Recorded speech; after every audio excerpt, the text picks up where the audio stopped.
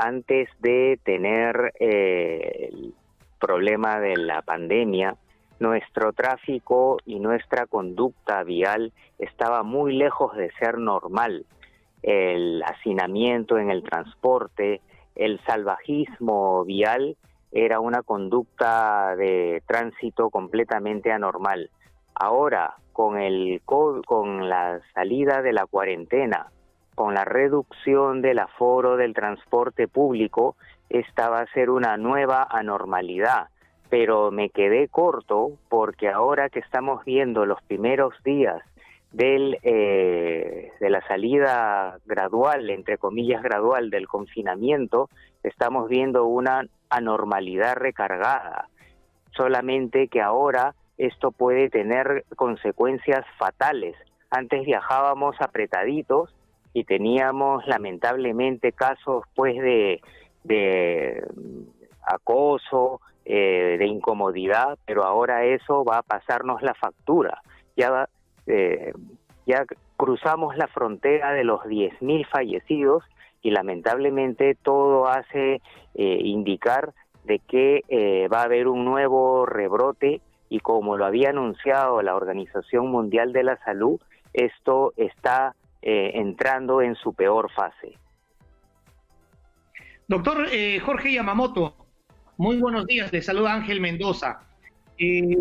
Como usted bien ha dicho, tenemos una problemática lamentable, ¿no?, en cuanto al transporte urbano en la ciudad, pero vemos que ante las reglas establecidas por el gobierno, ¿no?, de respeto, porque hay que cumplir estas disposiciones, lamentablemente los esfuerzos que puede hacer la autoridad y a veces los transportistas y algunos pocos usuarios es insuficiente.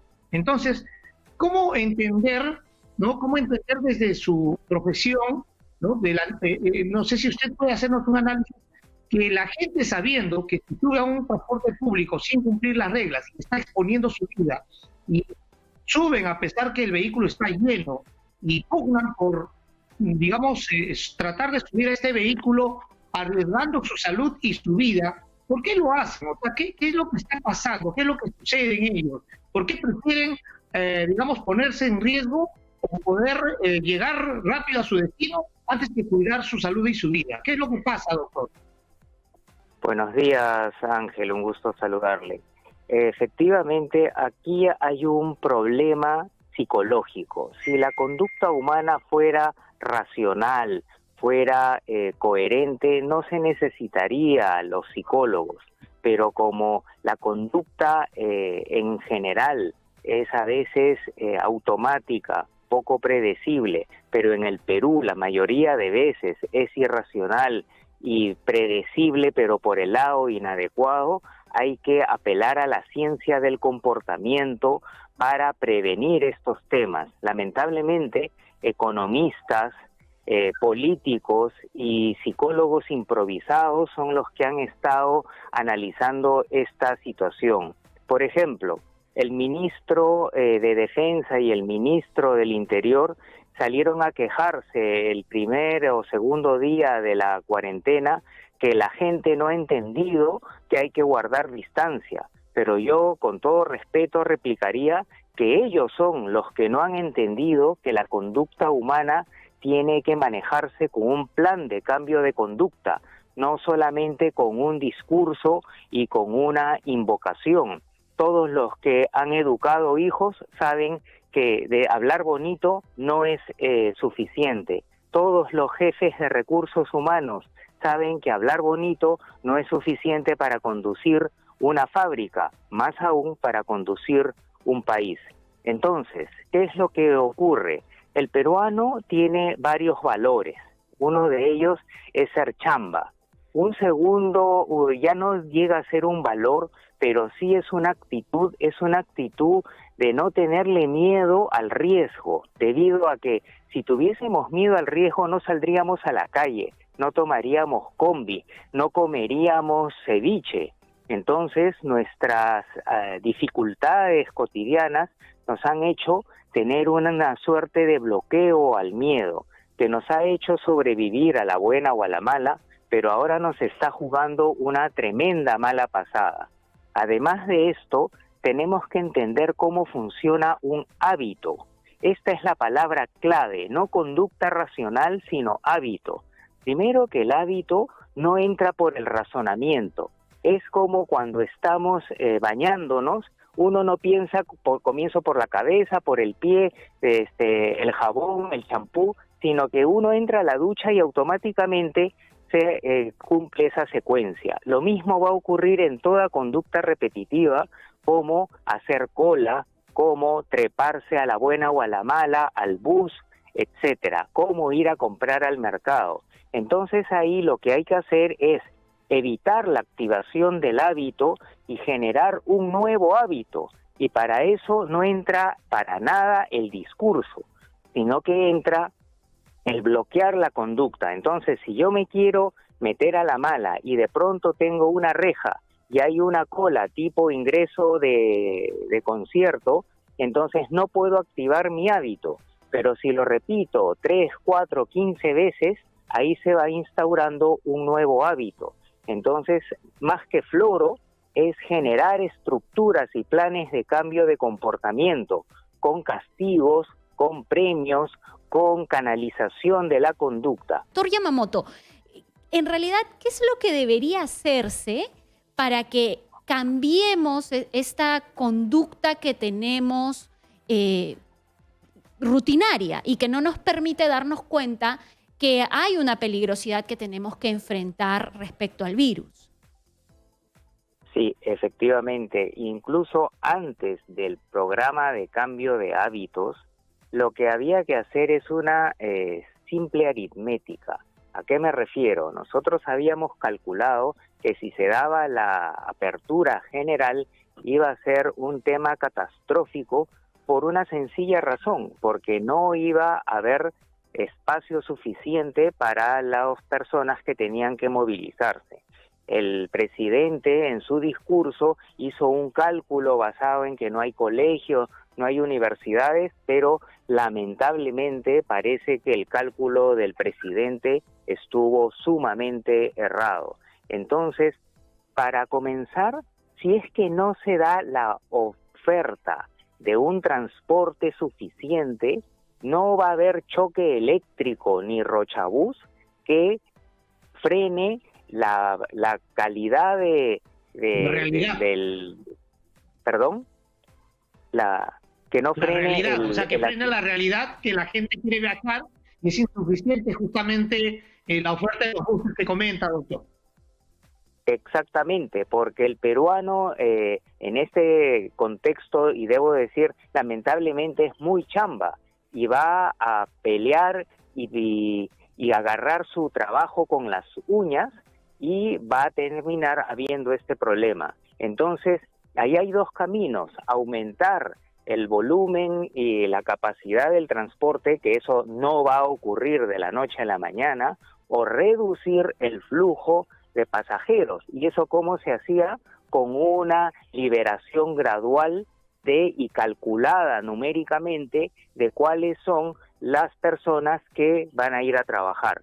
En este momento, por ejemplo, desde hace 2 días se ha debido de hacer un sondeo para saber a dónde se dirigen y a qué se dirigen a hacer las personas que están en estas enormes colas, y con eso hacer un plan para reducir esta demanda de transporte y generar esa satisfacción de la necesidad de transporte. Un buen programa de cambio de comportamiento no necesita ni floro, ni castigo, ni refuerzo, sino que la gente se da cuenta naturalmente cómo viajar seguro y encuentra naturalmente el transporte suficiente. Entonces es un tema de planificación, no ver las cosas fragmentadas, no reaccionar. Lamentablemente creo que el estrés que tenemos todos los peruanos también lo tienen las personas que están tomando las decisiones y no están tomando un análisis estratégico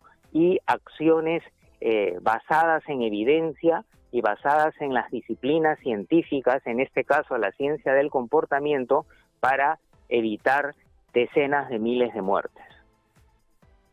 Doctor Yamamoto, efectivamente, usted ha tocado un tema muy real, como es que las autoridades eh, no generan disposiciones, pero sin de repente tener un análisis, como ya usted ha comentado. Y esto precisamente en el transporte urbano vemos día a día, ¿no?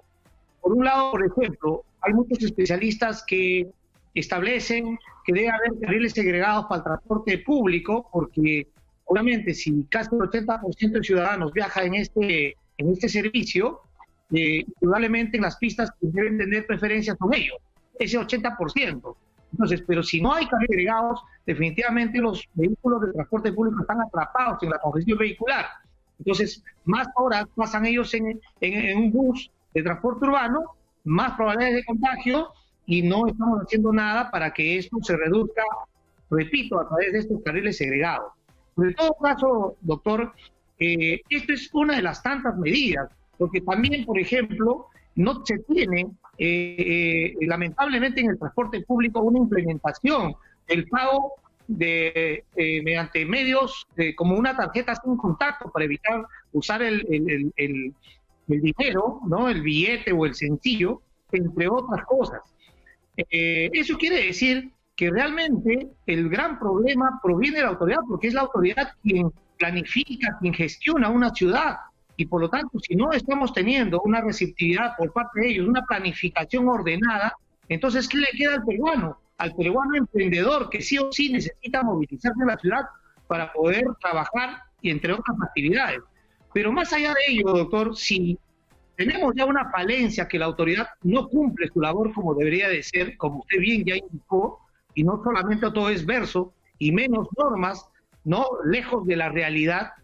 Pero más allá de ello, doctor, ¿qué decirle al usuario? ¿Qué decirle a la población? Porque finalmente también nosotros tenemos que coadyuvar para ese cambio, ¿no? Y lamentablemente el cambio parte pues desde que elegimos a una autoridad, lamentablemente siempre elegimos y nos equivocamos, y por eso tenemos lo que tenemos. Por eso tenemos, digamos, las autoridades que hoy lamentablemente no planifican la ciudad.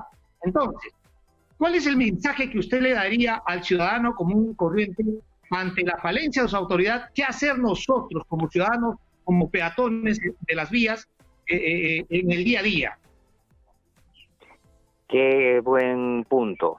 Antes de entrar a ese aspecto tan central, a pesar de ser muy crítico con las autoridades, quepa decir que este es un muerto heredado, ¿no? Que la debilidad del Estado no la han inventado las autoridades actuales, sino que viene cargándose, y me parece que de alguna manera han hecho bastante en la primera fase.